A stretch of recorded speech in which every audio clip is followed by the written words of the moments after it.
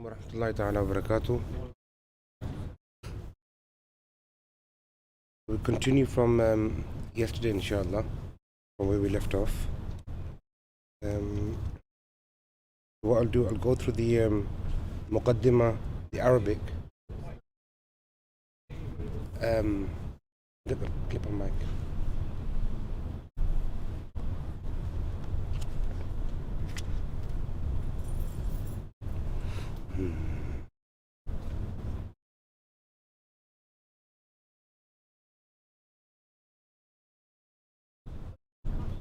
You can't get the mic.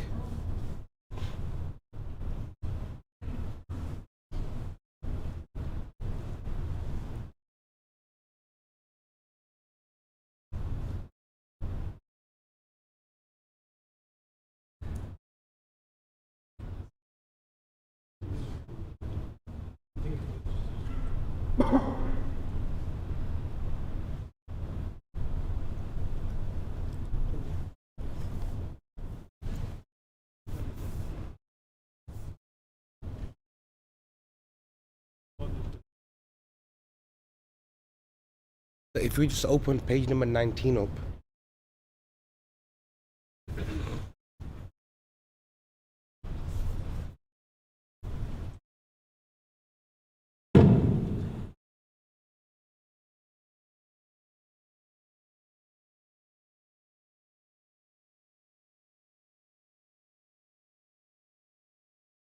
Those who are familiar with the words, try to sing along, inshallah. يقول راجي رحمة الغفور دوما سليمان هو الجمزور الحمد لله مصليا على محمد وآله ومن تلا وبعد هذا النظم للمريد في النون والتنوين والمدود سميته بتحفة الأطفال عن شيخنا الميهي ذي الكمال أرجو به أن ينفع الطلاب والأجر والقبول والثواب. It's quite easy. If you keep practicing it and singing it, before you know it, you'll have memorized it off the heart. So now to page number 20. دي أحكام النون الساكنة والتنوين. للنون إن تسكن وللتنوين أربع أحكام فخذ تبييني فالأول الإظهار قبل أحرفي للحلق ست رتبت فلتعرفي همز فهاء ثم عين حاء مهملتان ثم غين خاء. So للنون إن تسكن, when the noon becomes sakin, and also tanween وللتنوين, whenever there's a noon with a sukoon on top of it. The sukoon can also look like certain masahif, certain Qur'ans. It could look like a round circle, it could also look like this. So whenever a noon has a sukoon, meaning it does not have a fatha, it does not have a kasra, it does not have a dhamma. Zabar, Zair, or Pesh. Zabar, Zair, and Pesh are originally from Farsi. Okay? So in Indo-Pakistan, we still use Zabar, Zair, and Pesh. And Sakoon, another name for it is Jazm. Yeah, Jazm, yeah. These are all the different names for it. Same thing. Okay. But the in modern day ulama, we all refer to as Sakoon. The reason being Sakoon means peace, tranquility, quiet. Meaning, if the noon has a Sakoon on it, it is impossible to read on its own. How would you read that? There's no na sound, there's no ni sound, and there's no nu sound. So the noon would require another letter before it to a fatha, dhamma, or a kasra on it in order to read the noon. The reason why the fathatain or fathatan both are correct. Kasratain, two kasras. Kasratan also means two kasras. Dhammatain, two dhammas. Dhammatan also means two dhammas. So depending on which book you're reading, some people will refer it as fathatan, the two fathas, or fathatain. I like to the Ji? I like to the Okay. And also, collectively, it's called tanween. So tanween could be either the first one, second one, or third one. Okay. Now, why do both of these two follow the same ruling? Why do the four rules apply to both of these two? Even though one's a physical noon, but in the tanween, there's a hidden noon. Yeah, there's a hidden noon. So, for example,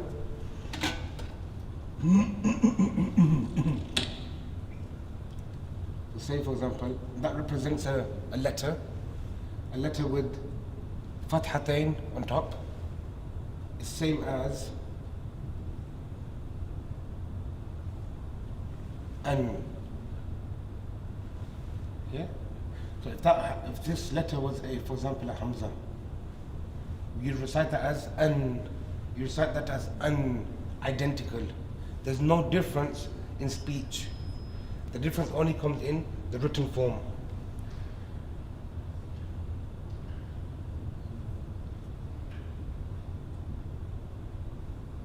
In, there's no difference.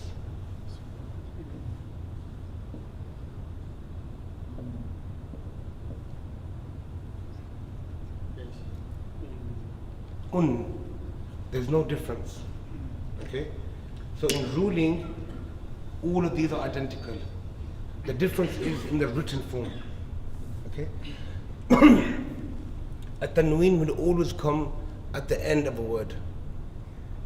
You will never find a tanween in the beginning of a word. Yeah? Like kitaban. Yeah? Kitaban. You wouldn't find it as on the kaf tanween, or the ya is sakin. Then ta, fatha. We never find it in the middle of a word. You'll never find it in the beginning of a word. You'll always find it at the end of a word, the tanween. The noon sakina, you could find it in the beginning, you could find it in the middle. Okay? But in the beginning, you wouldn't even find it in the beginning as well. It's got hamza before it. Inna. Yeah? So noon can come in the middle, like, or at the end. Is it like you have like a full stop? No, not necessarily.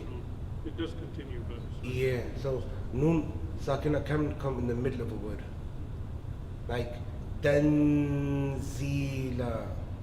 Tanzila. Yeah. Unzila. Ilayka. Unzila. It's come in the middle, it's not come at the end. The noon sakina can come as it wishes, but tanween will always be at the end of a word. Okay. When a noon sakina comes in the Quran, there's four possible rules that can happen, okay, that can occur. Four rules are applied. The first rule is izhar. Izhar literally means to make it zahir, to make it apparent. Okay? So how do we make it apparent? How do we make it apparent? Just by reading the noon as plain, as simple as you can. Yeah, like tanhar, tanhar, tanhar. Yeah, you don't exaggerate tanhar. Okay, so just make it zahir, apparent. So if you look at page number 21, it literally means to make something clear. Okay? Literally means to make something clear, meaning zahir, izhar karna, to make it apparent. When nun sakina or tanween precedes any one of the 6 of the throat letters. Notice the word throat, not the neck, because there's no letters in the neck. Okay? The nun sakina or tanween is pronounced short, sharp, and clear, and without ghunna, without the excessive nasaling sound. So you wouldn't read it as tanhar. Okay, so the obvious question is, what's the difference between an izhar or any nun sakina rules, okay, and a ghunna? Does anybody know the difference between ghunna and izhar, for example? Nose. Okay, that's what you do. But what's the actual difference? So if I read tanhar, tanhar, where is my nun coming from? It's near the tip. So the nun comes from where? The tip of your tongue. Yeah, the tip meaning tarful lisan, yeah? The front palm tongue. So if nun's coming from the front of my tongue, so where should the sound come from then? Okay, the sound or the makhraj of noon. So where's the makhraj of noon? Tarful lisan, for the front of my tongue. Yeah? So where should the sound also be heard from? Mouth or nose? Mouth. Mouth. But noon also has a nasaling sound. So Yeah? it's So it's both both simultaneously. simultaneously, yeah? So noon is divided between the mouth and the nose. Noon is divided between the mouth and the nose. Okay. Where does gunna come from? In just the nose. So what's the makhraj of the gunna? Khayshum. Yeah, your nasal passageway. Okay? So gunna only comes from the nose, whereas the noon sakina comes between the mouth and the nose. That's the difference between a gunna and a noon sakina. Make sense? Yeah? Because a lot of people will recite and they won't know the difference between gunna and noon sakina. So gunna only comes through the nose. Only. So we'll come to gunna a bit more detail later on. So the 6 letters that concern izhar are hamza ha, ain ha, ghain kha, which we looked at yesterday in depth. Okay? Shaykh Sulaiman al-Jamzuri in Tuhfat al-Atfal only talks about these 6 letters. Okay? Only 6 letters he talks about, and they makhraj. Okay? By mentioning here ruttibat. So if you look at the second line on page 20, فَالْأَوَّلُ, the first rule, al-izhar, is al-izhar, qabla, before, ahrufi, the letters. Which letters? Lil-halqi, the ones that are found in your throat. Okay? Sittun, which is 6, the number of them. Then ruttibat. Ruttibat means put in sequence, put in order, tartib. Yeah? So tartib in Arabic means to put in sequence, in order. So which order have they put them into? Okay, they put them into the makhraj form.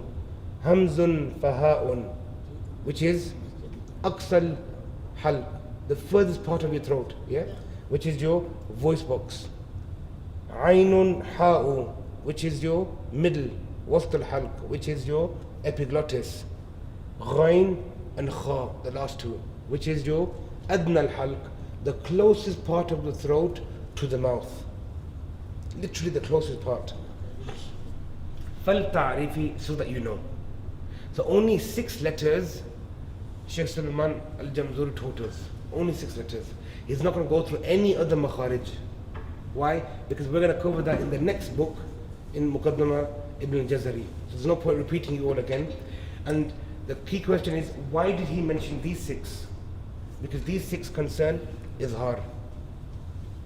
Okay? Without these 6 letters, you could never understand what izhar is. Okay? The next rule that's applied, and you've got examples on page 21. If you look at the bottom of the page, the 2 purple bordered boxes, you've got examples of Noon Sakina and examples of Tanween. So examples of Tanween. Hasidin idha hasad. Hasidin idha hasad. Din idha din. There's a noon in there. If I elongate that, I'm doing ghunna. Hasidin automatically becomes ghunna. So you must stop, the sound switching fully to the nose. You must stop that. Hasidin idha hasad. Touch and go. Yeah, you gotta make it apparent. Izhar, touch. Short, sharp, clear. Hasidin idha hasad. Din idha. You can't go Hasidin din. Any slight laziness, mistake. Next one.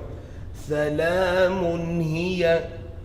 Salamun hiya. Salamun hiya. If you notice, I'm not reading Salamun hiya. Hiya. So what's the makhraj of the ha? Voice box. Where Adam's apple is. Okay. So even this ha is soft, but it's not as soft as breathing from the chest. Salamun hiya. Hiya. Like when you speak English, you say he. He. You don't go, he told me. He told me. Hippopotamus. No, hippopotamus. Sami'un alim. Sami'un alim. So let's look at the examples of Noon Sakina. وَيَنْأَوْنَ وَيَنْأَوْنَ تَنْهَرْ تَنْهَرْ تَنْهَرْ تَنْهَرْ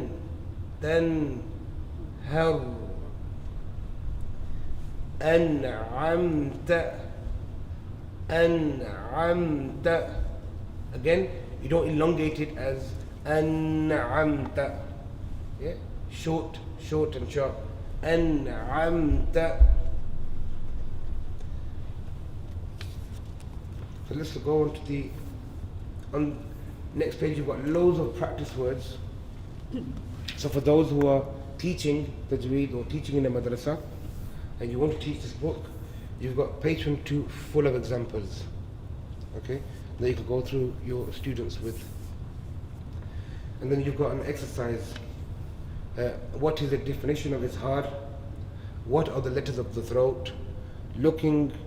After looking at the Noon Sakina and Tanween in the table below, write in the boxes next to the words whether or not the rule of izhar applies. Okay, so you could write yes, no, no, yes. Analyze where and how many places izhar occurs in the following verses from the Noble Quran. So you could go through that in your own time and practice. And if you're teaching, go through it with your students, inshallah. Are we allowed to photocopy that if you want to teach students? There is a copyright at the front. Encourage them to buy a book. It helps. Then we could work and print more books, inshallah. And for madrasas, you get discounts. So the book costs next to nothing, inshallah. Sorry, before you carry on, are there like answers to these? You should know the answers. No, just to check if you're right or not.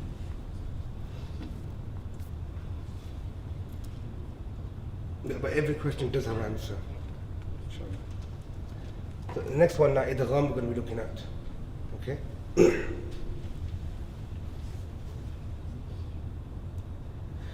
So I'll sing it through again, inshallah. So the best way to memorize any poetry, any Quran or anything is to sing. Again, again, again, again, again. Yeah? And whilst doing it many times, you'll end up memorizing it. I've never ever sat down to memorize this poem or the Jazariya or the Salsabil. Just by teaching it, I've learnt it. Yeah? So you must teach, keep going through it again and again, and you'll end up memorizing the matan of the heart. والثاني إدغام بستة أتت في يرمولون عندهم قد ثبتت لكنها قسمان قسم يدغما فيه بغنات بينمو علما إلا إذا كان بكلمات فلا تدغم كدنيا ثم صنوان تلا والثاني إدغام بغير غنة في اللام والراء ثم كررن. So والثاني إدغام, the second rule is إدغام. The second rule of what? Nun sakina and tanween is إدغام. Okay. They mention here بستة أتت. Okay. This also has a common thing with the previous one. That was mawquf or dependent upon 6 letters. Idgham is also dependent upon 6 letters. Okay. في يرملون يرملون mim has a dhamma. We tend to say yarmalun. So yarmulun. So the 6 letters are yarmulun letters. Ya, ra, mim, lam, waw, and noon.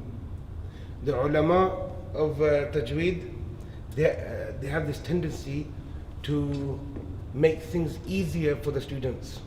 Okay? So they put everything into a word so that you can memorize. So yarmulun is very easy to remember, and what's difficult is trying to think off the top of your head ra, lam, mim, which of the 3 letters are there of idgham, I can't remember. So it makes it very difficult. So if you notice throughout the whole Tajweed, even the sifat are put into words like Lin Umar. Yeah? Lin Umar. Lam, Noon, Ain, Mim, and Ra. The letters of Tawassut. Okay? In sifat. So the ulama tend to put it into codes so it becomes easier for us to remember. Hence why even writing the whole Tajweed into poetry form was easy for you to remember. Yeah? Call that alliteration. Yeah, alliteration, yeah. So في يرملون, in the code يرملون عندهم قد ثبتت. Yeah? They've put firmly into this code so that you remember. Okay? So according to the Qurra, the established Qurra, meaning the teachers, the ulama. Okay? So it's put into a form. Then they mention lakinnaha, but, there's a big but in Yarmalun. And the but is that they are split into 2 groups. Yeah? Here, they weren't split into 2 groups. Just huruf al-halqiyya, and that's it. Full stop. Simple, easy. But in idgham, they are divided into 2 groups. Okay? Lakinnaha qismani, but there are 2 groups, 2 types. Okay? Then it mentions the word qismun. Where it says qismun, if you want to put in your book a number 1 above it, in your book, where it says qismun on the 2nd line, put a little 1 on top of it and a little circle around it. And I'll explain to you why you're putting that in.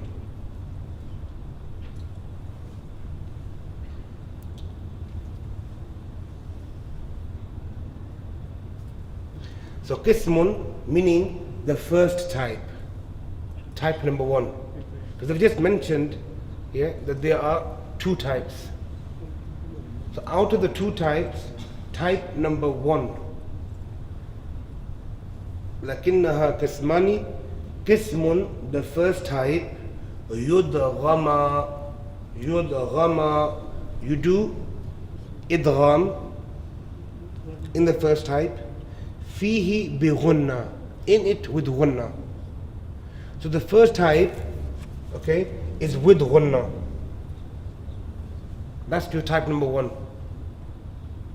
Type number one, yanmu. If you don't want to write all this out, you could come and take a picture. It'd be easier. So لكنها قسمان, but there are two types. قسم, the first type. Yeah? يدغم, in which you do idgham. فيه بغنة, with غنة. And then they mention بينمو علما. بينمو, with ba means with. Yanmu is your code. In the code that I was talking about, yarmulun, they put it into a code so you don't forget. They put it the first as yanmu, as your first code. Okay? Ulima, so that you can know, so that you can understand. The Jamzuri kick that I spoke about yesterday. Then they mention إلا إذا كان بكلمة, except when it happens that they are found within one word. What's found within one word? The yarmulun letter, okay, and the nun sakina in one word. When these two are found in a single word, meaning the nun sakina has come in the middle of a word, and after it, it's one of these yanmu letters. Then they say what? فَلَا تُدْغِمْ, don't do idgham. Yeah? فَلَا تُدْغِمْ, don't do idgham. Then they mention كَدُنْيَا, like the example الدنيا. Okay? Like the example الدنيا. ثُمَّ سِنْوَان, and then sinwan. Then they mentioned tala. Unlike this, any other example. So how? If you look at the word nun here, nun, nun is in the middle of a word. After the nun, there's a ya in a single word. So when you're going to do idgham, how are you going to read it then? Dunya? No, we read it as dunya. Yeah? Dunya. So on this nun we do izhar. We do izhar on this nun. You don't do idgham. Why? Because it's in a single word. Then they mention, and just like sinwan, nun sakina with a waw, yanmu letter waw. So you don't read it as sinwan. No, sinwan. You don't elongate it. Sinwan, dunya. No. Dunya, sinwan. Then they mention the word tala, and like it, any other examples. But by mentioning that, they're not referring to the hundreds and hundreds and hundreds of examples in the Quran. An example in the Quran, there's only 4 words. Yeah? And these are your 4 words. Qinwan and bunyan. So qinwan is similar to sinwan. Yeah? Nun sakina with the waw after it, within a single word. Bunyan, nun sakina with the ya after it, just like dunya. Yeah? In a single word. So these 4 words, wherever they come in the Quran, you do not do idgham. Make sense? Make sense? So these 4 words, you do not do idgham. You're going to touch and go just like izhar. Ad-dunya, dunya, sinwan, qinwan, bunyan, 4 words that you do not do idgham with. Why? Because they're in a single word. Okay, so let's look at an example of idgham with the gunna, where you do it. For example,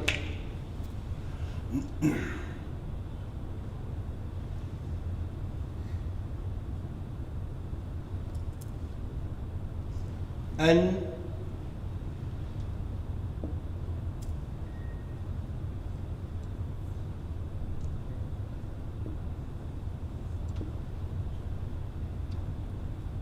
okay, so here, how would you do this now? And what's the ya after it? Ya is a ay. So even if it doesn't have a tashdid on there, we're gonna do the idgham. So in some mushaf you'll have that on there. Ay ya'lam. Now, even if that's not there, we're still doing it regardless. We're following the rule. Okay? This is just there to help you. Okay? That's just there to help you. So if that's there or it's not there, we're doing it. Okay?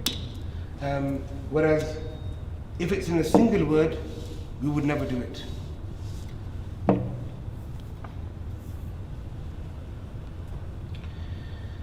Okay, إلا إذا كان بكلمة فلا تدغم. Do not do idgham if it's in a single word. كدنيا ثم صنوان تلا. Like the words dunya, like the words sinwan, and so forth. Then they mention wathani. The last line, wathani. Here, if you can write a little number 2 with a circle around it. Wathani, the last line. The word thani, put a number 2 on this one. Wathani idghamun bighayri gunna. The second type of idgham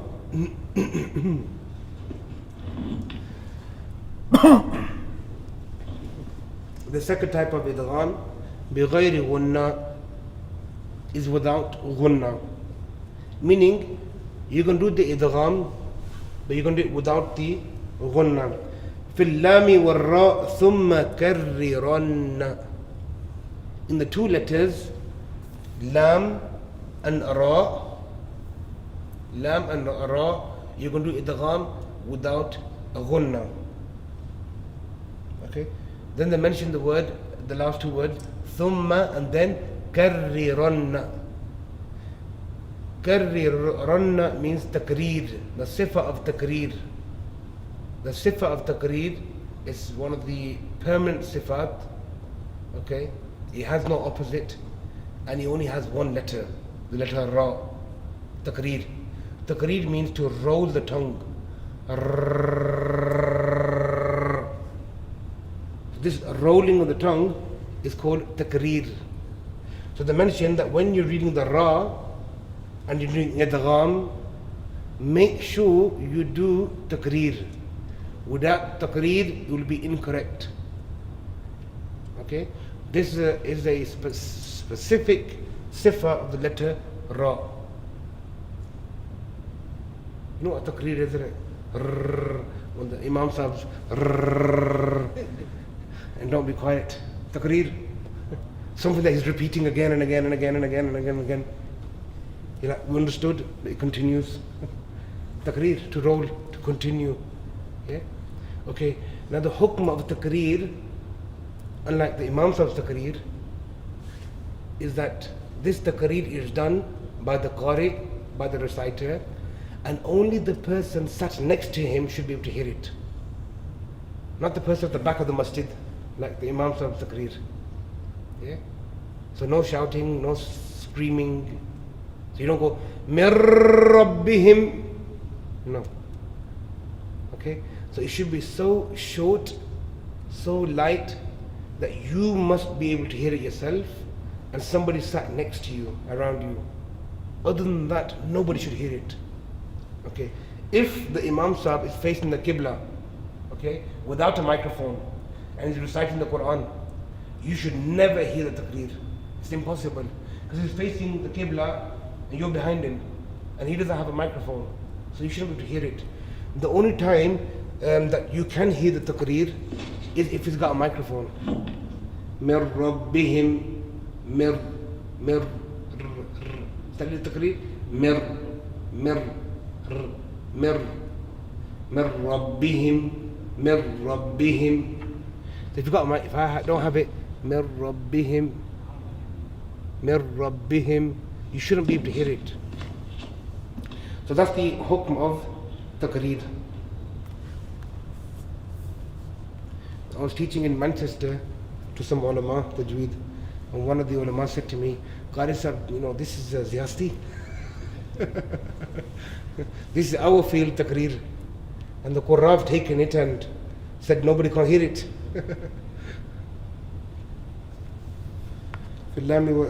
والثاني إدغام بغير غنة في اللام والراء ثم كررن.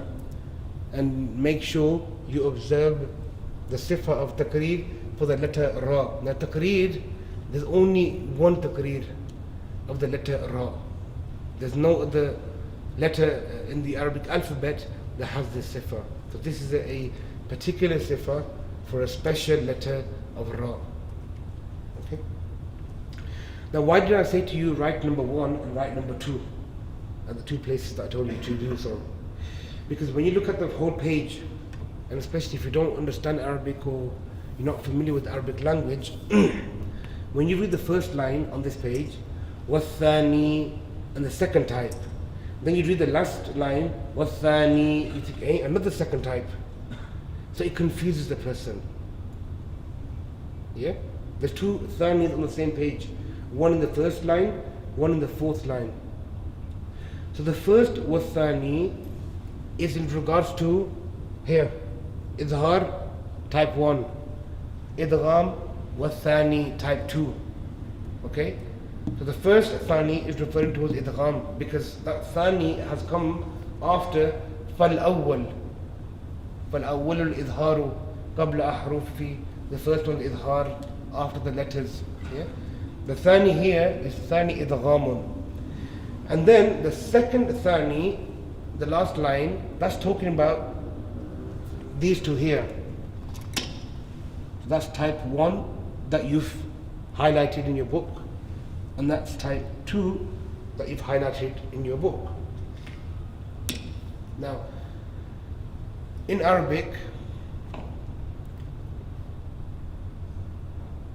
or even in language, if I went to a shop, for example, and I asked for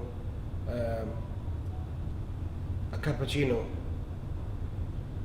So when you go to the shop, Starbucks, what do you ask for? Can I have one cappuccino? Or do you say, can I have a cappuccino? You say, I want a cappuccino. And the person behind the counter will give you one cappuccino. They won't give you 2, they won't give you 3, they won't give you 5. You've asked for a single cappuccino. If you wanted 2 cappuccinos, you would say, I would like 2 cappuccinos, or 3 cappuccinos, or 4 cappuccinos. Yeah? But if you only want 1, you would never say, can I have 1 cappuccino, please? You just say, can I have a cappuccino, please? Yeah? So here, if you look at line number 2, they mentioned, lakinnaha qisman, but there are 2 types. 2 types of what? Or idgham. Okay? By mentioning the word qismun. Qismun, type. Yeah? So there's a type, yudghama, in which you do idgham, fihi bighunna. That is your first type. By saying qismun, they are asking for that single cappuccino. So hence why I asked you to write on top of the word qismun, number 1. Meaning that's your first type. Yeah? Here. First type with the ghunna. And your wathani idghamun, now because they talk about the second type, they must say second too. They can't keep quiet on the second one. Hence why they've written wathani idghamun, and the second type of idgham. Okay? Bighayri ghunna is without ghunna, which is here. Make sense? So for those who are going to be teaching this poem, that's a very crucial point. Because when I first started studying this in 2003, roughly, I was so confused on this page. It didn't make sense. Wasani, lakinnaha. Where's type 1? How come they haven't put type 1 in there? Yeah?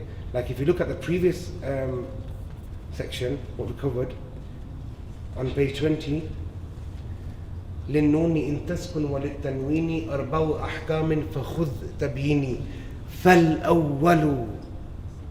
So here they mentioned أول. Yeah? Then they mentioned ثاني, then ثالث, then رابع. But here, why have they not mentioned it?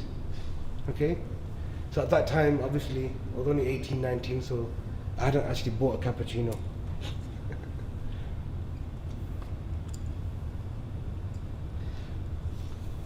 Okay, so now what is idgham? So if I've spoke about idgham, what is idgham? So let's look at page number 25, which is the rule number 2. It literally means assimilation. It literally means assimilation or merging. So merging meaning putting one into the other. Okay? Mudgham and mudgham fihi. One into the other, making two into one. When nun sakina or tanween proceeds one of the 6 yarmulun letters. So nun sakina with one of the yarmulun letters, the nun sakina or tanween is merged into the yarmulun letter by placing a shadda on the yarmulun letter. So if you look at the example below, min nun sakina, after it rabbihim. So nun sakina with the ra after it, we're going to be assimilating them. So min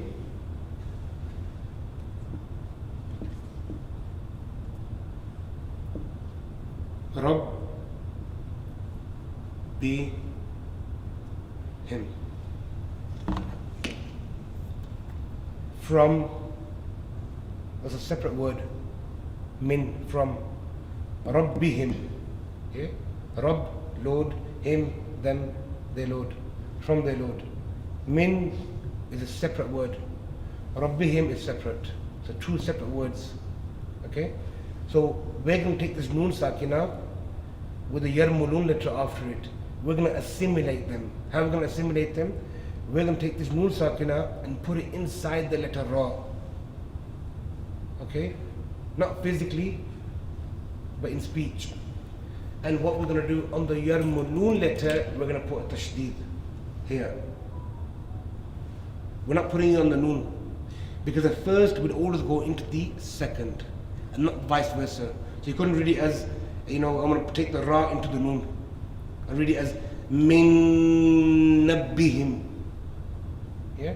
So it would never happen opposite. It would always happen, the nun will go into the letter ra. Mir. And remember the ra has takreer. Mir. Yeah? Rabbihim. These letters can be split into 2 categories, and they're done at the bottom. You can see which are the yanmu and lam and ra. If nun sakina or tanween precedes a lam or a ra, then idgham is performed without gunna. Idghamun bi ghayri gunna. Yeah? Like humaza tillumaza. You don't read tillumaza. So tillumaza. And then the other one, if nun sakina or tanween precedes ya, nun, mim, or waw, then idgham is performed with ghunna. Ghunna meaning the sounds that come through the nose now. Yeah? Not like izhar. Like, for example, habalum. My mouth's closed. There's no air coming from my mouth. Everything's coming through my nose. Haba, lum, mim, masad. Yeah? So the sound going through the nose is your ghunna. Okay, the next 2 pages, you've got loads of examples again. So I'll go through the examples, some of the examples on page 26. لِقَوْمِ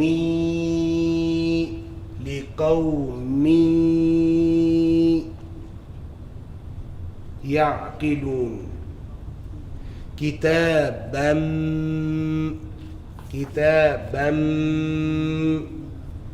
مُؤَجَّلًا ووالد وما تواب الرحيم تواب not rahim, yeah, because it's without the ghunna. An example of the noon sakina ones are أَمَّن يُجِيبُ أَمَّن يُجِيبُ or لَن نَدْخُلَهَا لَن. That's a noon with another noon. So you're reading one noon. But which noon are you reading? The second one, not the first one. So you've got loads of examples on page 26 and 27 that you can go through. Again with some questions on page 28, and we'll go to page number 29.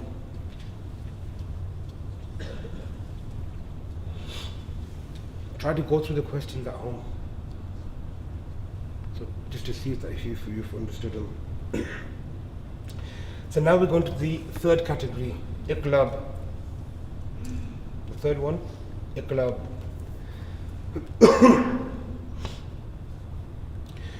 والثالث الإقلاب عند الباء ممن بغنات مع الإخفاء والرابع الإخفاء عند الفاضل من الحروف واجب للفاضل في 5 من بعد 10 رمزها في كلم هذا البيت قد ضمنتها صف ذا ثانا كم جاد شخص قد سما دم طيبا زد في توقا ظالما.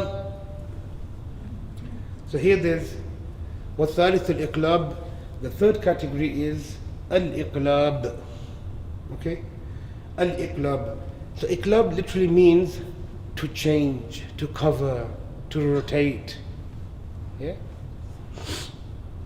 عند الباء, it happens where?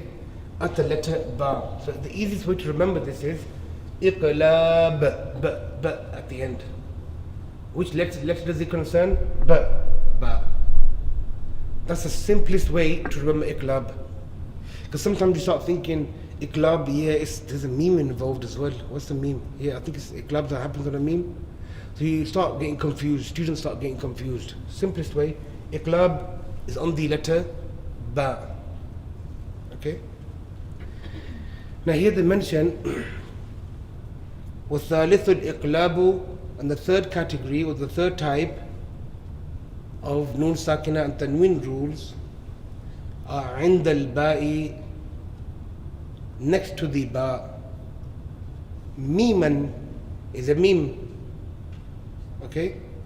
بغنة, with a ghunna. مع الإخفاء, with also a ikhfa. So it gets very confusing. That is only one line. So the English translation is, and the third rule is al-iqlab. The third rule is al-iqlab.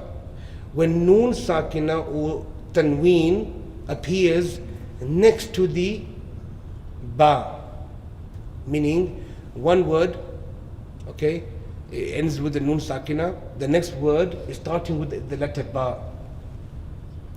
By changing the noon sakina or the tanween into a meme. That's the first thing you got to do. Change it into a meme. Yeah. Change it into a meme. And you recite it with a ghunna and ikhfa. Ghunna and ikhfa are performed. Okay? So let's look at this now.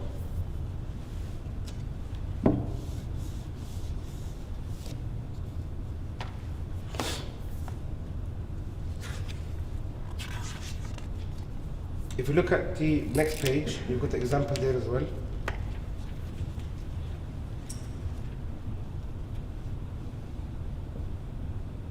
Min nun sakina.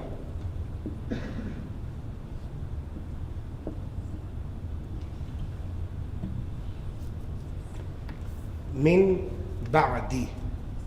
Min ba'di. Firstly, this is a nun sakina. So with this nun sakina, one of the four rules will apply. So which rule applies here? We look at the next letter. It's not a letter of the throat, huruf al-halqiyya, so we're not going to do izhar. It's not an idgham letter, yarmulun. It's a letter ba. Ba comes at the end of iqlab. So this is the iqlab rule. Okay, how do we do the iqlab rule? We're going to change this noon into a meme. Okay, the first thing we do,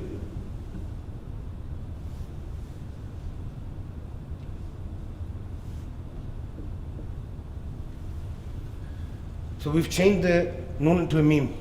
So how do we read this now? Mim, mim, mim, mim. Okay, then there's a ba after it. Okay, now what's the two ghunna letters? Which two letters do you do ghunna upon? Mim and noon. Okay, so originally it was a noon, a ghunna letter. Now we've made it into a meme, which is another ghunna letter. Yeah? So we're going to do ghunna now. Yeah? So mim, mim, mim. Okay, then you got ba after it. So we're going to do here now ikhfa. What's ikhfa shafwi? Anybody? I'm jumping ahead a bit now.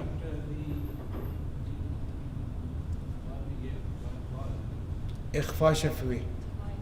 If you jump ahead, find your book. Find the ikhfa shafwi. If you look at page number 42.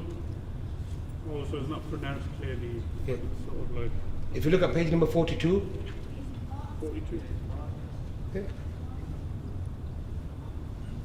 Look at ikhfa shafwi on page 42. Look at the definition. Ikhfa shafwi is performed with a ghunna when mim sakina comes before the letter ba. Yeah? The mim is pronounced unclearly by slightly parting the lips when pronouncing it. So look at the example. Tarmihim. Similar to this now, isn't it? Mim. It's a mim sakina. Here you got bihijara. Here you got ba'di. Same two letters, mim and ba. So what's the difference between iqlab and ikhfa shafwi?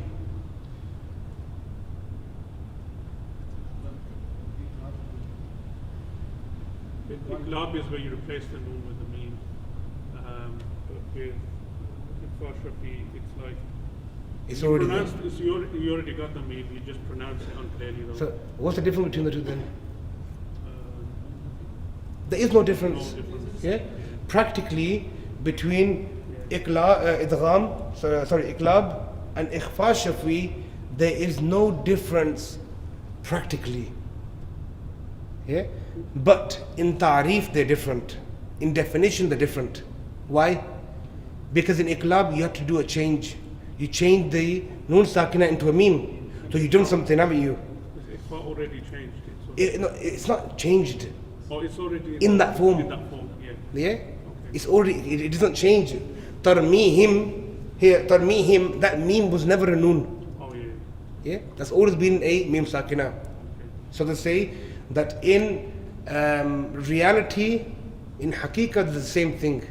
But in definition, they differ. So in definition, they differ. Okay. So here, Shaykh Sulaiman al-Jamzuri rahimahullah, if you look at the verse again.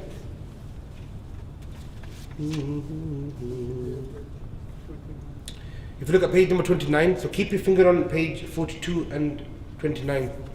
So in the books that you've got, your books, you could write a note here on the top of your page 29, look at page 42, and then 42 you could write, look at page number 29, so that when you're teaching, you could switch between the two, so you don't forget. I won't be able to teach. I don't understand. No, you will be able to teach, inshallah. I'll come and study in your class. So, now look at it again now. Let's read the line number 1 again. وَالثَّالِثُ الْإِقْلَابِ. And the third category is al-iqlab. Okay? عند الباء, it happens where? At the letter ba. It happens at the letter ba.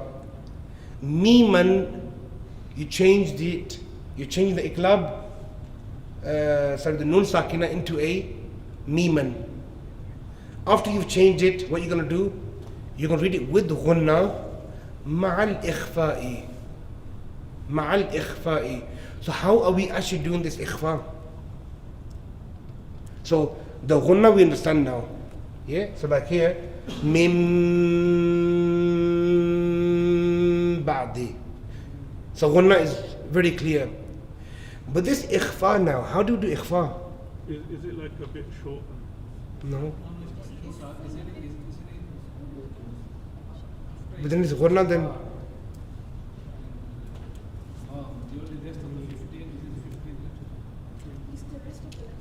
Yeah, but how do we do ikhfa and ghunna together? Anybody?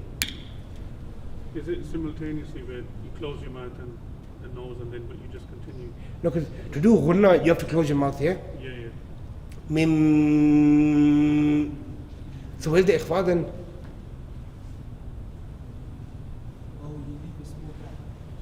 Yeah, you leave a small gap. But you're not doing ghunna anymore then. Mim. It's right, but think. You're 100% right, that's the answer. But think about it slightly now. So, ghunna I mentioned, ghunna is when your lips are closed. Okay. And the question is, do your lips have to be closed for ghunna to be happening? إِنَّ الَّذِينَ آمَنُوا. Are my lips closed? إِنَّ الَّذِينَ آمَنُوا. My lips are not closed. So for the ghunna to happen, the lips being closed is not a condition. The condition is that no sound, yeah, or air and sound does not come through your mouth. Air and sound must come through your nose. Yeah? That's the condition. Closing of the lips is not the condition. Yeah? So like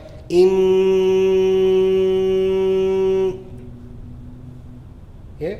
My lips are open, but the sound is coming through my nose. Look.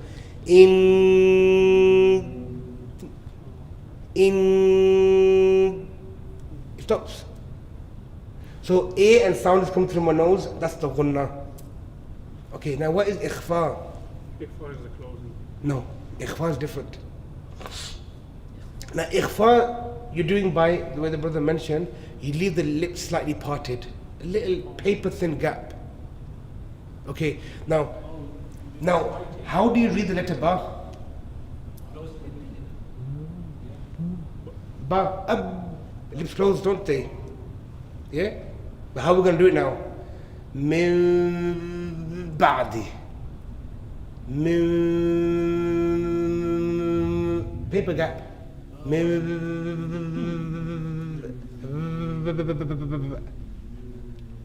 No, forget the min rabbihim. Forget everything else. Only on the ba we're talking about here.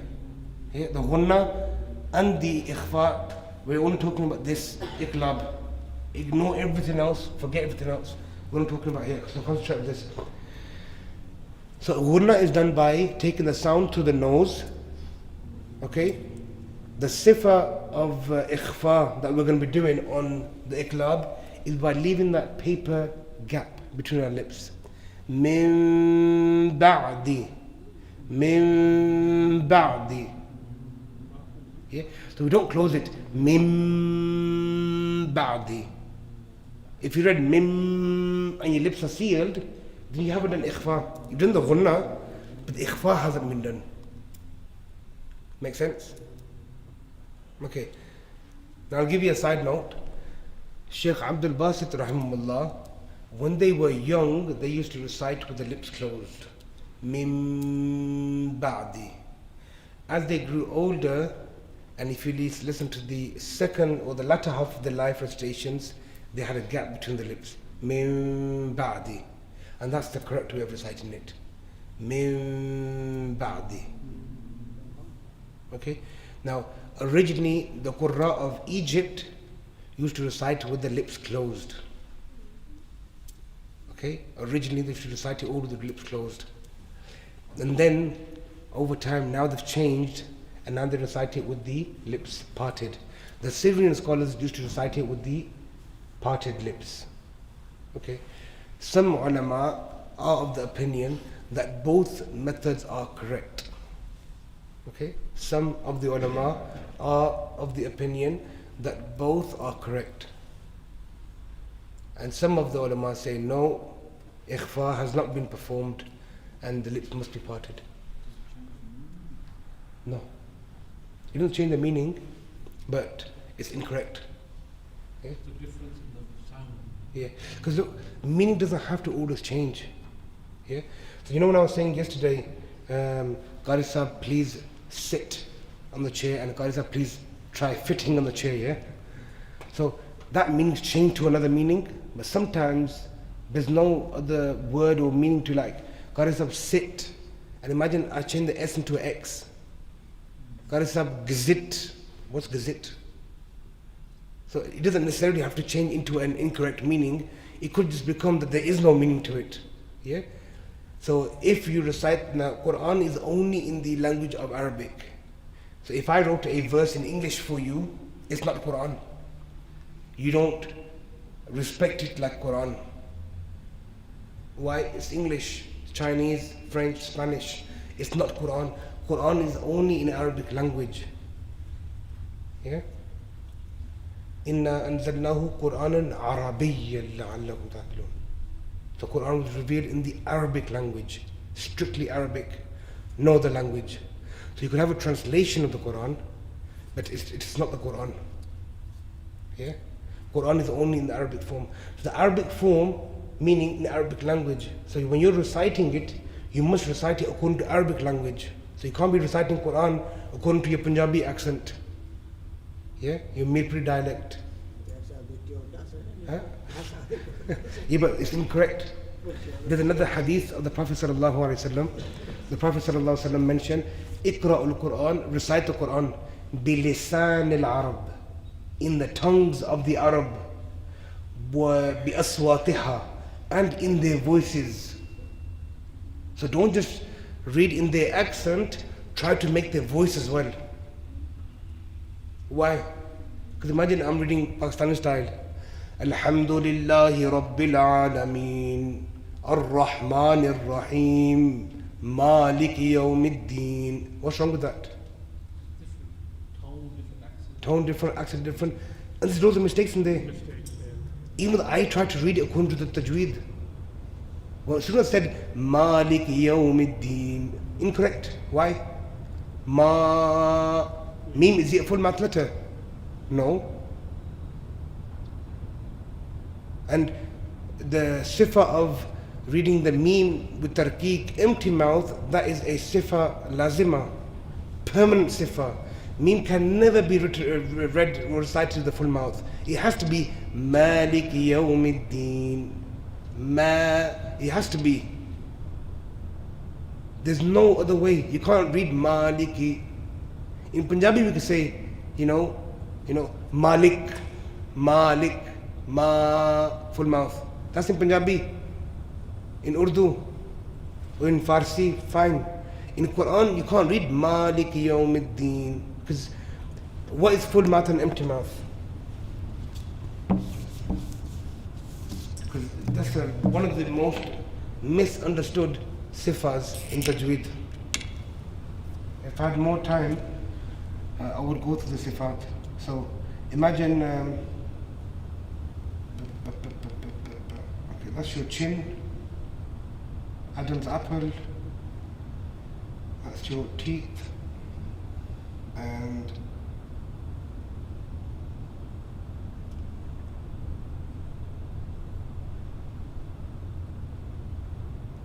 that's your palate, upper teeth, and your upper lips. Yeah? If you notice the tongue here, I've lifted the back of the tongue up here, yeah? As I lift the back of the tongue, what happens to the front? Creates a gap, like a crocodile. Yeah? So by me raising the back, raising, that's where the sifa isti'ala comes from. Full mouth letters, we call it isti'ala. Huruf al-isti'ala. Musta'liya letters. Why is it musta'liya? Because we raise the back of the tongue. As soon as you raise the back of the tongue, you create this vacuum here. That vacuum, okay, what we describe it as full mouth. Full mouth of what? Nothing. So the actual sifa is isti'ala. Okay, what's the opposite of isti'ala? Anybody? Istifal. Yeah? Isti'ala and istifal. So isti'ala, a'la. Yeah? Like sabbih isma rabbikal a'la. Yeah? Great high. A'la. And istifal, like in Surah Teen, ثُمَّ رَدَدْنَاهُ أَسْفَلَ سَافِلِينَ. Yeah? لَقَدْ خَلَقْنَا الْإِنسَانَ فِي أَحْسَنِ تَقْوِيمٍ. Allah subhanahu wa ta'ala created insan as the best of creation. Yeah? The insan made them the best. ثُمَّ, and then رَدَدْنَاهُ أَسْفَلَ سَافِلِينَ. And some of them, Allah ta'ala returned them and made them into what? Lowest of the low. Asfal. Asfal means low. Down, low. So in istifal means, same thing again.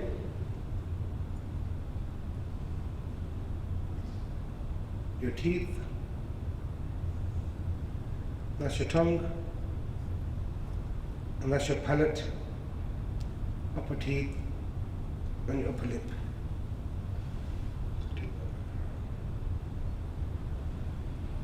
Now if you look at this side here, I've lowered my back of the tongue. By lowering the back of the tongue, I've automatically brought the palate down. By bringing the palate down, that vacuum has disappeared. So we call it empty mouth. So what's the difference between full mouth and empty mouth? How do we make something full mouth? By raising the back of the tongue or by lowering the back of the tongue. So full mouth and empty mouth, isti'ala and istifal are connected with your back of the tongue. For example, kha. If you say kha, kha, you're raising the back of the tongue. Say qaf, qa, qa. Yeah? Kha, qa. Now say jim, ja, ja, ja. It's down. Now say mim, ma, ma, ma. You go ma, Malik Yawmiddin. Incorrect. So you can't say that Quran is correct where the Pakistani lahja is. It's impossible. And this hadith of Prophet ﷺ, Iqra'ul Quran bi lisan al-Arab. Recite the Quran in the tongues of the Arabs. Why? Because you won't go wrong then. Wa bi aswatiha, and in their voices. Try to copy their voice as well. Not just their tongues. Try to imitate them. That's how you're going to learn Quran. There's no other way. Learn from the Arabs. How do they recite? Listen to the Quran from the Arabs.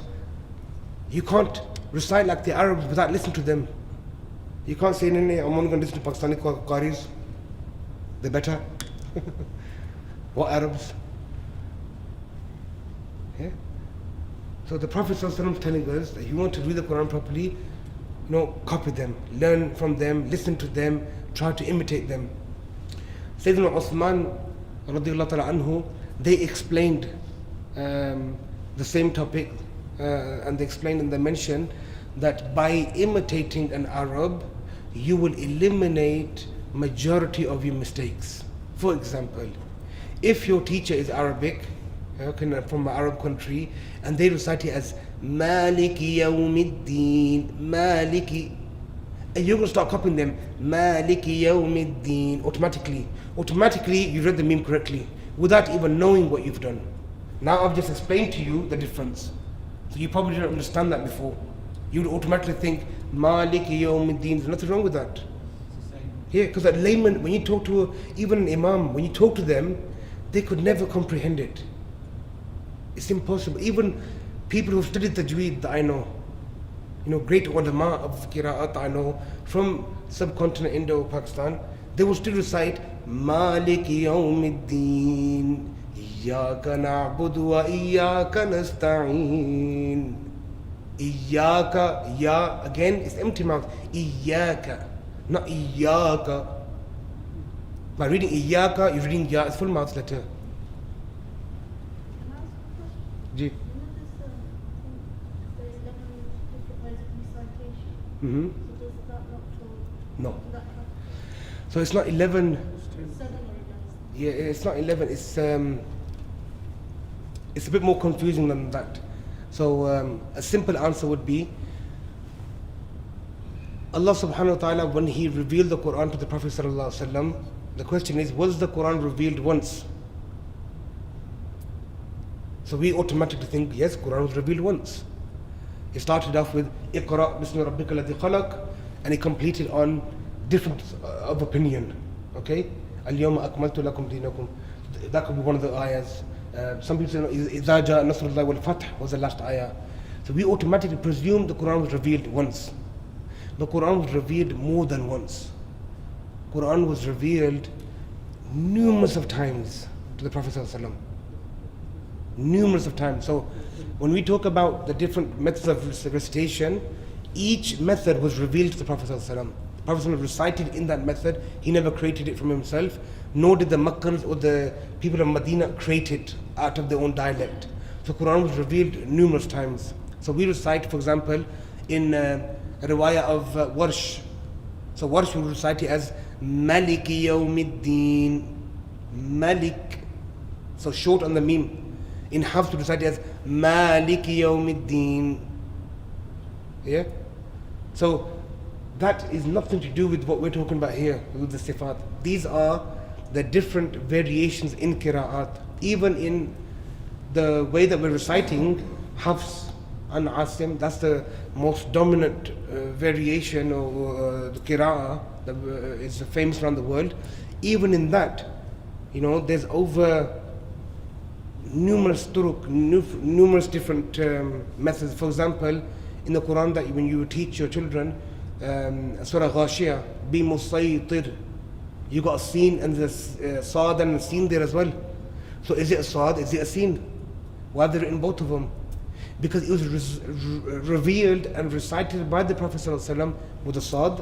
It was also revealed and recited by the Prophet ﷺ with the sin. So you've got a choice. Do you understand? Same with, one second. Same with, for example, Waqila,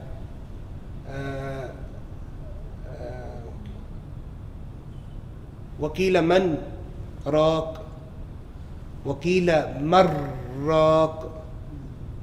So which one's allowed? Is it sakt? Do you not do sakt? Both are permissible. So this comes under another subject called turuq. So if you go onto Darul Qur'an, our YouTube channel, I taught the different variations of Hafs last year in Ramadan. So the videos are still there on Darul Qur'an YouTube channel, so you can go through them. And if Allah gives me tawfiq, I'll go through that again, probably do another course on the turuq. But this here now is your accent and basic tajweed, full mouth, empty mouth letters. So as long as you're reading as empty mouth, ma, liki, there's nothing wrong with it. as soon as you make it into ma, automatically it's gone off. Because mim is not a full math letter. Because if you can do an maliki, then you could do on anything then in the Quran. Then I'll make my own sifat up. I'll make my own characteristics up. And that just opens the door for more error. You're going to ask, sorry?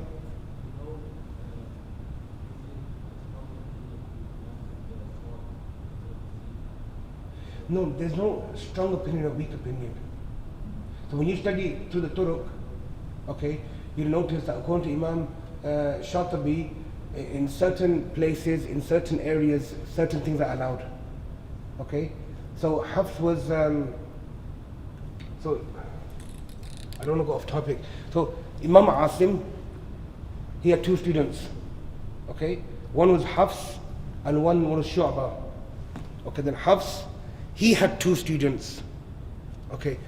Then the first student, he had another 4 students. Then each one of them had another 2, 3, 4, 5, 6 students, and they had more students, they had more students, they had more students, until it came down to somebody called Imam Shatibi. Then Imam Shatibi, he compiled the 7 qira'at, one that sisters was referring towards, 7 qira'at, okay?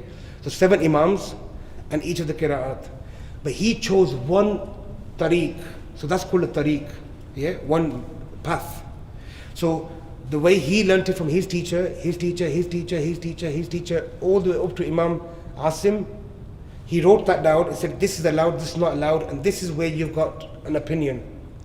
For example, وَالَّذِينَ يُؤْمِنُونَ بِمَا أُنزِلَ إِلَيْكَ وَمَا أُنزِلَ مِن قَبْلِكَ. You'd make the mad long here, yeah? According to Imam Shatibi. So he basically put that into his way. This is how it's done. That's come to us, we've learned that now. Okay. A few years later, after Imam Shatibi, came somebody called Imam Ibn al-Jazari. Okay, the famous Ibn al-Jazari, the book that you normally study after this. So the book that you study after this is a small primer, okay, Muqaddimah Jazariya. He also has a masterpiece written, and he's put 10 qira'at together, 10 imams together. So 7 Imam Shatibi had done that. So Imam Ibn al-Jazari, who came after him, read the works of Imam Shatibi, and Imam Shatibi only had access to 7. If he had access to more, he would have written more. But he only went to certain teachers and gathered certain amount of information. Imam Ibn al-Jazari, on the other hand, when he read his 7, he realized there's 3 more over here.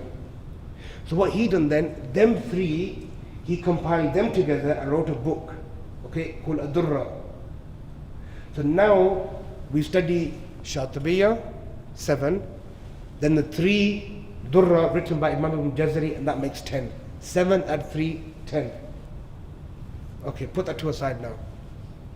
Then Imam Ibn Jazari, when he went through the details of Imam Shatibi, he realized that Imam Shatibi wrote that وَالَّذِينَ يُؤْمِنُونَ بِمَا أُنزِلَ, it's مَدْ munfasil. You have to make it long.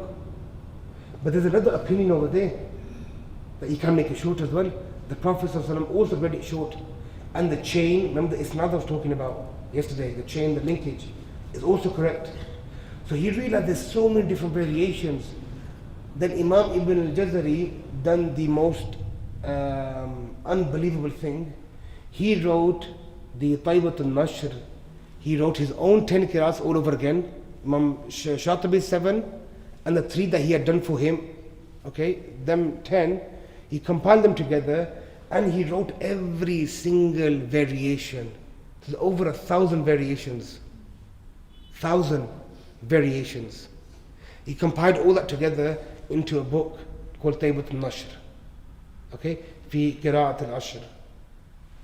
Now, in the science of Tajweed, you'll study this, then Jazariya, the primer, which is more in-depth than this. After that, you will go and study Ash-Shatibiya. Then you study the 3.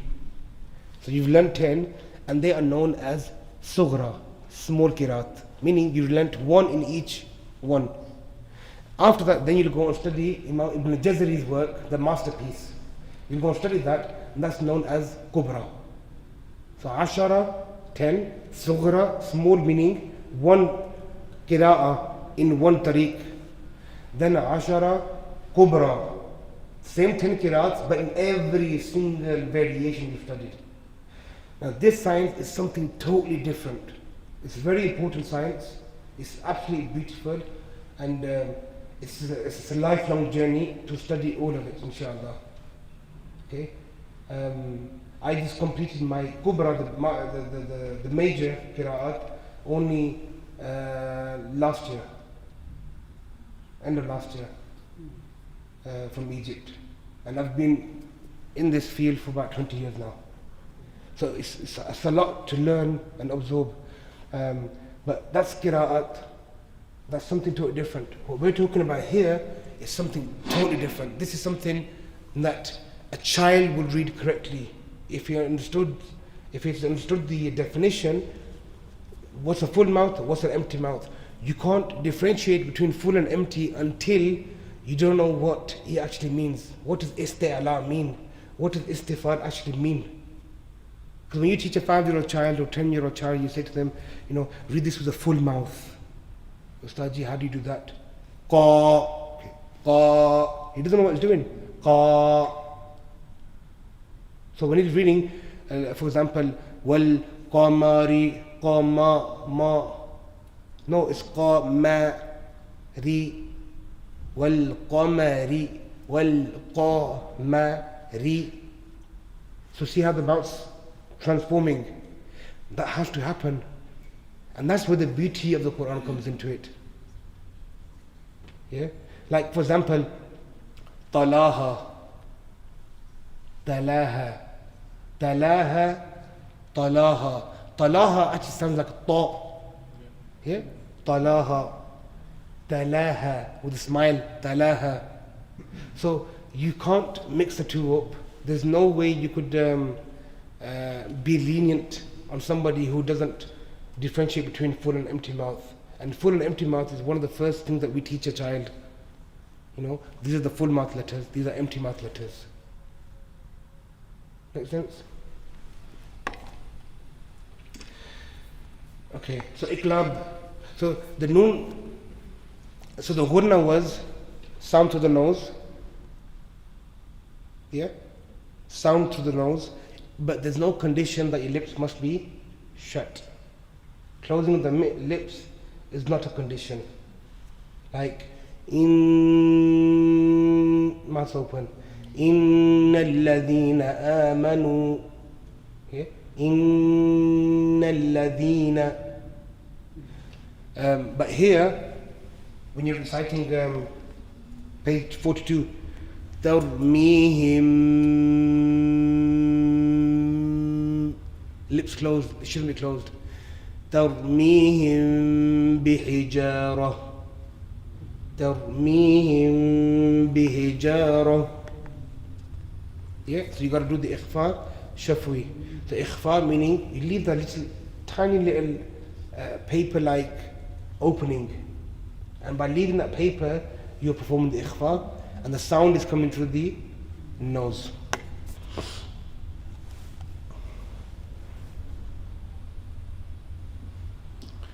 So والثالث الإقلاب عند الباء ميما بغنة مع الإخفاء. So in one line, Shaykh Salman al-Jamzuri rahimahullah have summarized this point on iqlab. Then they go on to the last one now, الرابع, the fourth. والرابع الإخفاء, and the last and the final of Noon Sakina and Tanween is ikhfa. Okay, ikhfa. عند الفاضل. عند الفاضل. Now the fadili here means remaining. Remaining what? The entire Arabic alphabet.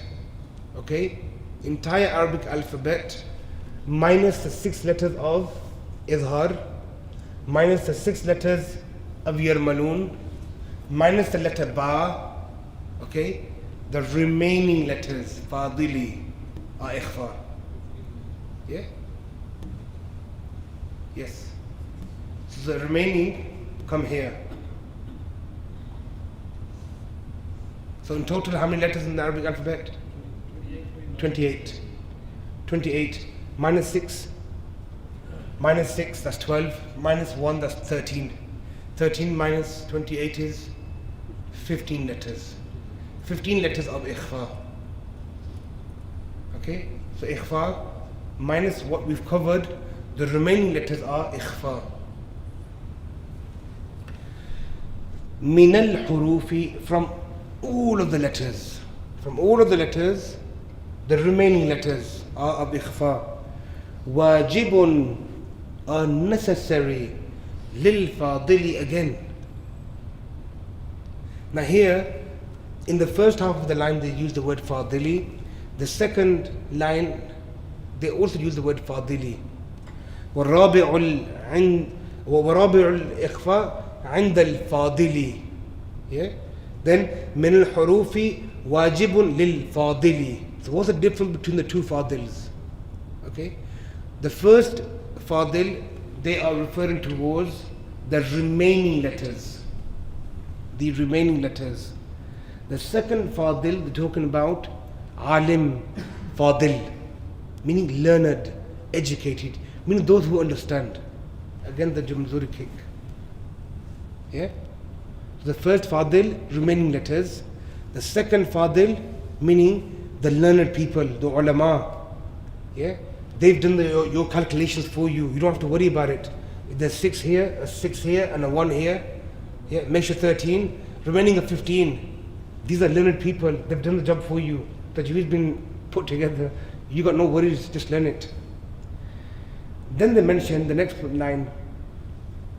في خمسة, in 5. 5. من بعد, after. 10. So which 5 comes after 10? So if you got 10, count another 5, 15. So they've broken it up for you, yeah? In the Salman Jamzuri way. So in 5, after the 10, Ramzuha, okay, it's key, it's code. Fi kilmi, in the word. Kilmi, in a word or a couplet, okay? Hadha al-bayt, in this house, meaning couplet. So bayt means like Baytullah, house of Allah. Bayt also means Arabic couplet. قَدْ ضَمَّنْتُهَا, yeah? قَدْ ضَمَّنْتُهَا, that I have composed for you, I have confirmed for you, I have, in concrete written it out for you. Learn that, you've learned the 15 letters. Because remember when I mentioned to you that in ulama of Tajweed, I've always tried to make it easy for the students to remember. Yeah? Like Yarmulun, Khussadaqtin Qiz, Lin Umar. They always try to make codes for you so that you can learn the code and you remember the letters. So here, they've done the same thing for you. They're saying to you, these 15 letters are so hard to remember. 15 of them. You're going to have a field day. So they've made it simple for you. They've simplified it. And they've said that I have put it into concrete for you. I've composed it for you. So what's the composition? The next line. Sif dha thana kam jada shakhsun qad sama dum tayyiban zid fi tuqan da' zalima. So this line, this couplet, let's look at the meaning first. Describe the praiseworthy. Yeah? Describe the praiseworthy as how generous is a person who is great. The last one, dum tayyiban, always, da'iman, always be good, have good character, good morals, be a good insan. Yeah? Zid fi tuqan, zid mean increase. Yeah? Fi tuqan, in piety. Yeah? Become pious, become neck. Da' zalima, and shun the transgressors, the zalim people. Push them away, keep away from them. So Shaykh Sulaiman al-Jamzuri has given you some beautiful advice, a great nasiha. Okay? But he's also told you that he's put it into concrete for you. He's also composed it for you. Okay? So where are these 15 letters of ikhfa? So now this couplet, the last one, if you count the words, how many words can you see? 15. Yeah? There's 15 words. Sif, the, thana, kam, jada, shakhsun, qad, sama, dum, tayyiban, zid, fi, tukan, da, zalima. Now the beginning letter of each word is a ikhfa letter. So each word, the first letter of every single word is an ikhfa letter. So the sad in sif, dhal in dha, kaf in kam, jim in jada, every single one of them is an ikhfa letter. And they're your 15 letters that they have put together. If you look at page number 32,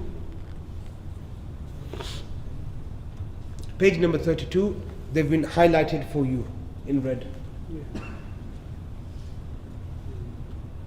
Page number 32, they've all been highlighted for you.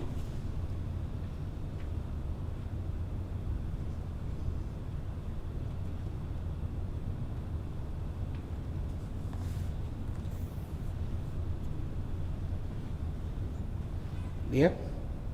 And they are your 15 letters of ikhfa.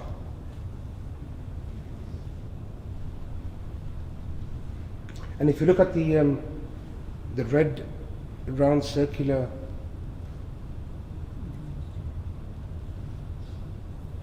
letters or bubbles in which letters are written out, rule number 1 izhar, there were 6 letters. Rule number 2 idgham, there were 6 letters. Rule number 3 iqlab, 1 letter, and the remaining are your ikhfa. So what does ikhfa literally mean? Top of page 32. It literally means to hide or conceal. It literally means to hide or conceal. When nun sakina or tanween precedes one of the 15 letters of ikhfa, the nun sakina or tanween is not pronounced as clearly as in izhar. So remember izhar, we're going to make it zahir. Tanhar, tanhar. In ikhfa, we're not going to do that. It's not like izhar. Because ikhfa and izhar, if here we're reading it the same way, then what's the difference between ikhfa and izhar then? In izhar, we touch, make it zahir, and we go. The noon is read. The tanween, fathatain, dammatain, kasratain, do zabar, do zer, do pesh, it is read. You must read it. Okay? In izhar. But we just read and go. We don't elongate, prolong, emphasize. But ikhfa is different. So here we're not reciting it clearly, as in izhar. And nor is it totally hidden like idgham. Remember idgham, we're putting the first letter into the second, the first one's hidden. Yeah? We're hiding here, merging. Mudgham, mudgham fihi, we're hiding the first into the second. In izhar, we're making it zahir, apparent. Here we're hiding it. This is in between. We don't make it zahir, and we don't hide it like this one as well. Ikhfa is in between. But it is somewhere in between. In ikhfa, the nun sakina or tanween is made unclear by allowing a small amount of air to pass over the tongue and come out between the lips. Thus, in ikhfa, some air is increased through the lips as well as the nose. In order to allow air to pass over the tongue, a very small gap is created between the tongue and the upper palate. Okay. So remember when I mentioned about closing the makhraj? In my lips are opened, the makhraj is closed, solid. In, and I'm forcing the air and the sound to come through my nose. But ikhfa is also a nun sakina rule. Yeah. So what's the difference now? How do we do this? Look at the examples. If you look at page number 33, top. So you got the word min, and then you got the word qareeb. So how would we read this now? If I read it with izhar, it would be min qarib, min qarib. Yeah? If that was izhar, but we're not doing izhar. If it was idgham, yeah? Impossible. I can't even do it. Yeah? Min qarib. Yeah? It's impossible. So where does ikhfa stand then? How do we do with ikhfa then? Anybody want to give it a try? Okay, but so how is that different from izhar? It's elongated, isn't it? So how do you make it unclear? So what are you actually doing? Okay? You're not touching on the noon. Good. Partially good. Anybody can elaborate on that? You're not pronouncing it clearly, okay?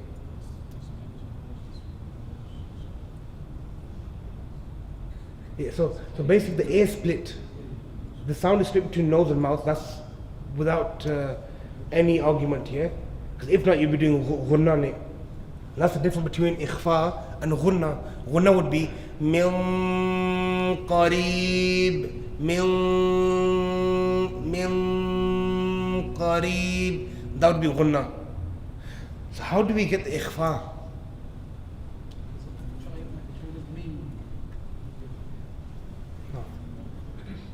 So the sound will come through the mouth and the nose. With the ikhfa, we're concealing it. Where do we conceal it? How do we hide it? Where do we hide it? The makhraj of noon, like you mentioned, is from the tip of the tongue, tarful lisan, yeah, the front part of the tongue. So how do you conceal it? Where are you concealing it into? We're concealing the noon sakina in the ikhfa letter that's coming after it. We're concealing it not in like idgham, but towards, probably a better word, towards the letter that's going to come after it. So when you read min qarib, why do you read it as min? Why didn't you read it as min qarib? Because min, you're doing izhar, elongated izhar, or you're doing a ghunna. Yeah? Makes sense? So you're taking the qaf. So what's the qaf? A full mouth letter. Heavy letter. Qa, qa. So automatically your ikhfa would be heavy. Mil. And my tongue is actually away from the makhraj of noon. So the sound is there, it doesn't actually touch. Yeah? So you're allowing the air to come through the mouth. Because if that air stops, if my noon touches the palate, the makhraj, my tongue touches, it's going to stop the sound coming from my mouth. It'll start coming through my nose. Min. Yeah? So if you make your tip of your tongue touch the makhraj of noon, min,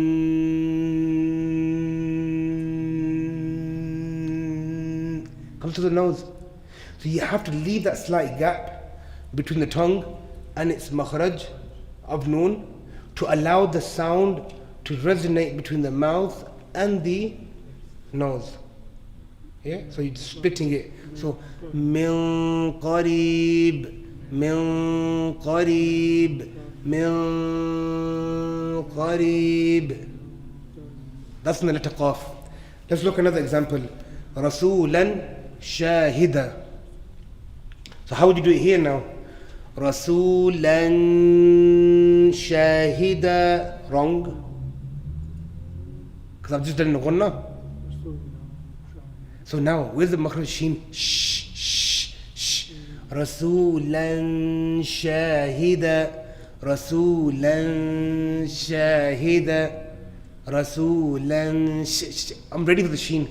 So make your tongue, your lips, your anatomy ready towards the next letter.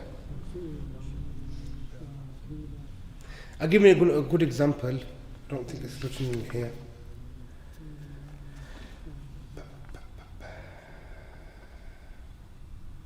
So are you kind of trying to make the sound of the next letter while you're doing it? Yeah, okay. If you go to page number 34, the practice ones. You know, everybody normally thinks here, idhar, idgham, iqlab are harder than ikhfa. Ikhfa is the hardest. To get this ikhfa right on 15 letters, it's a job in itself. These are easier, very simple, straightforward. Iqlab, a little bit with the keeping the tongue, lips parted. This is the hardest. Because each one's different, depending on what letter comes after it. So page number 34, if you look at fourth line down,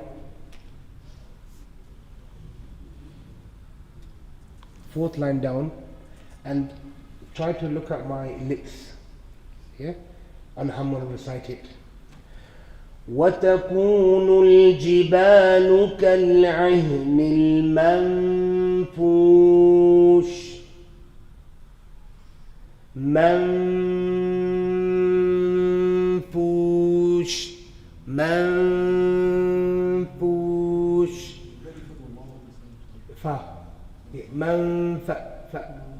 I'm already ready for it. Again, look at it, my lips again. وتكون الجبال كالعهن المنفوش. The next example. فأما من ثقلت موازينه. Again. فأما من ثقلت موازينه فأما من. My tongue's ready at the makhraj of tha to read the tha. So, but the sound of tha should not come in. You can't read فأما من ثقلت مثقلت. That tha sound should not come. That will come after your ikhfa is done. Okay. Now, what's the duration of the ikhfa? How long should my ikhfa be? 1 second, 2 seconds, 5 seconds? About 3 seconds. 1, 2, 3. In Tajweed, we don't count anything by seconds. Yeah? Yeah. So seconds are only counted when you're reading Tarawih behind the Imam Sahib. They're the seconds that you're counting. But in Tajweed, the seconds are not used. We use the haraka. So 2 haraka, meaning 1 haraka is a, ba, ta. That's 1 haraka. 1 harakat meaning 1 zabar, 1 zair, 1 pesh, u, bu, tu, tu, ju. 1 haraka. If you say 2 haraka, we times that by 2. So a would equal to not longer than that. If my 1 haraka is a, 2 would be not any longer. For example, now alif is 2 haraka. So if I'm reciting Surah Shams, وَالشَّمْسِ وَضُحَاهَا, not وَالشَّمْسِ وَضُحَاهَا. Too long. I've done like 3.5, 4. So 1 haraka, a, ba, ta, tha. 2 haraka times up by 2.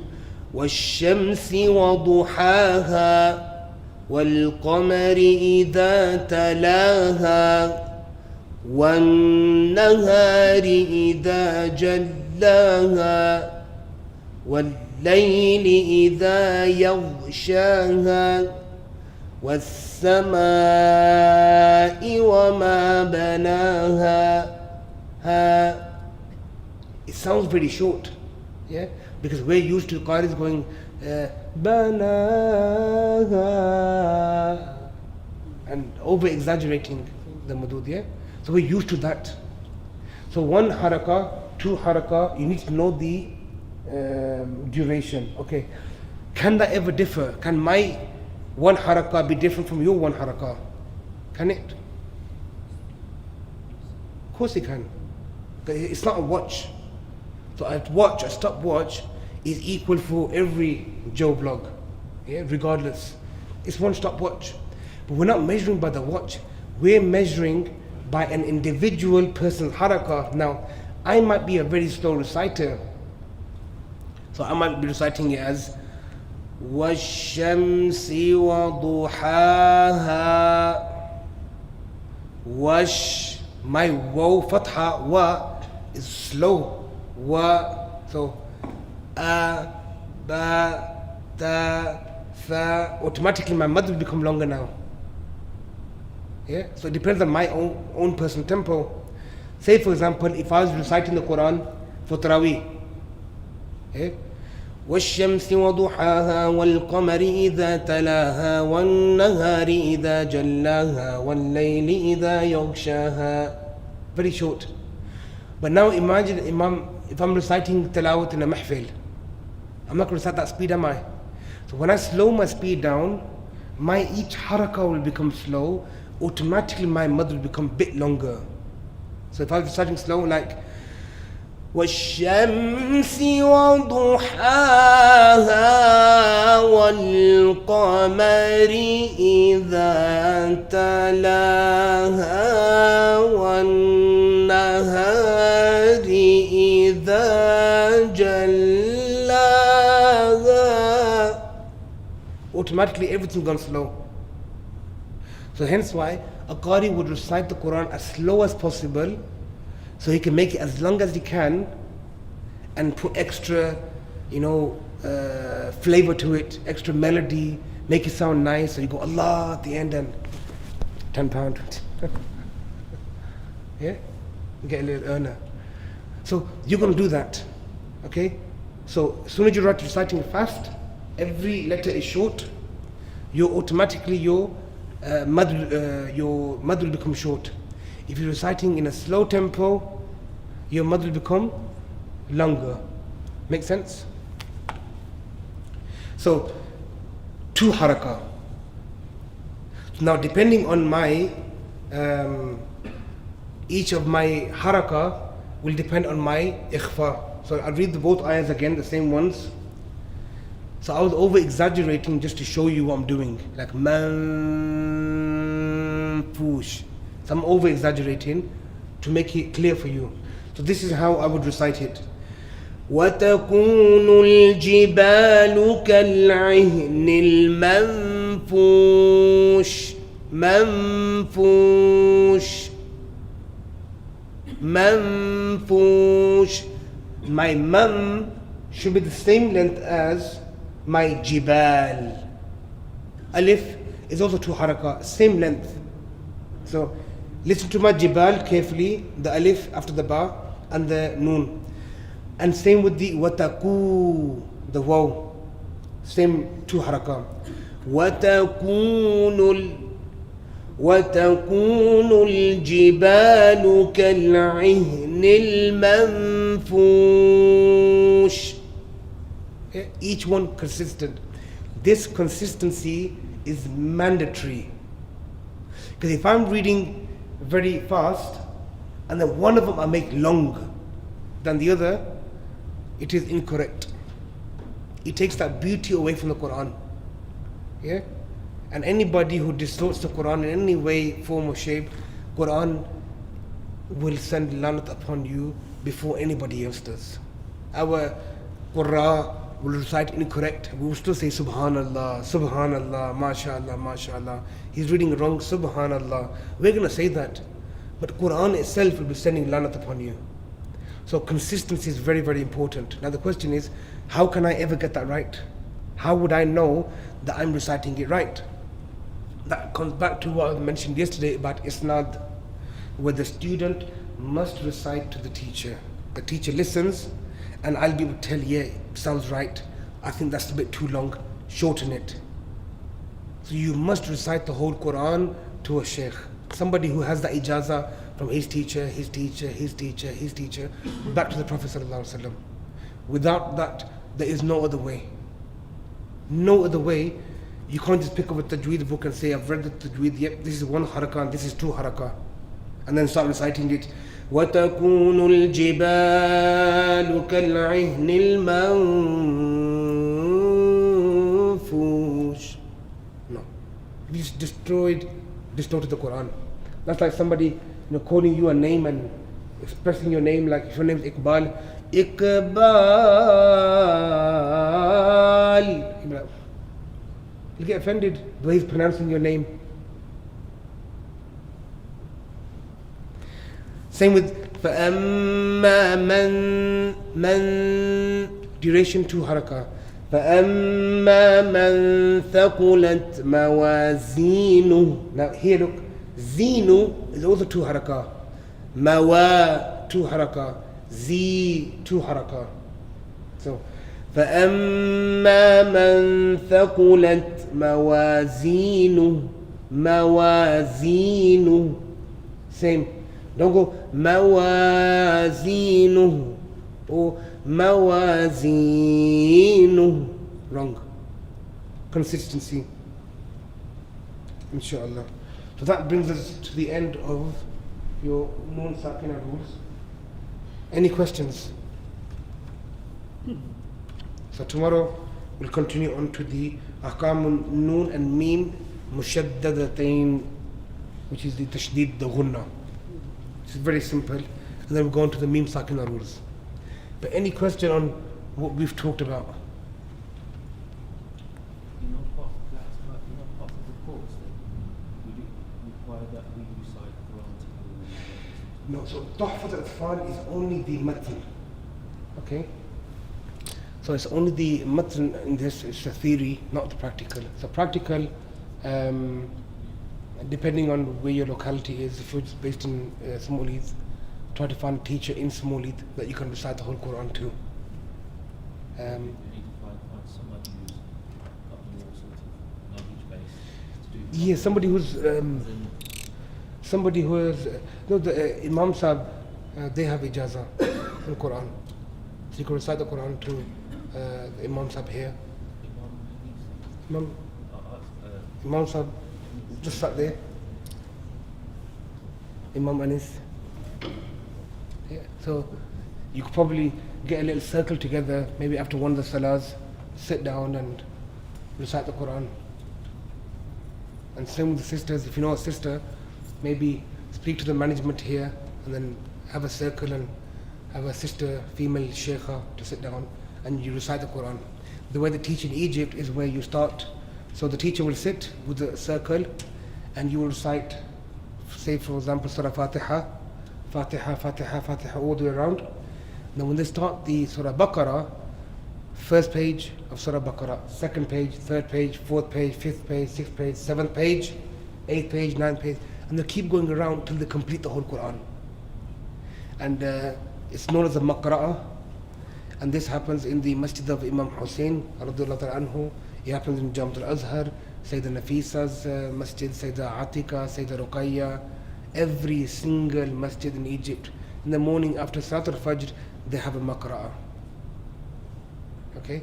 And in the Maqra'ah, you'll be given a nice mint tea, like a little bun to eat. And people will normally go to the masjid, pray Fajr, sit there, and they'll sit in the Maqra'ah, recite the Quran, and from there they'll get up and go to work. So you'll see like a doctor wearing a suited booted, he'll come and sit down. And some people just come, sit, and recite 2-3 pages, and they open, they've gone. And the Maqra'ah continues, it carries on. And it normally carries on until the suns come up. And it continue for a bit longer, and then they'll finish. So something like that's very good. Here you can notice 15 minutes after Namaz we close. Yeah. Here the ulama have double barrel shotguns. No, but he's ready. No, but if you speak to them, it's not hard to organize this. Yeah. That's just for our own safety. Yeah. No, but if you start it, we need to I think cut the lesson. We're off topic.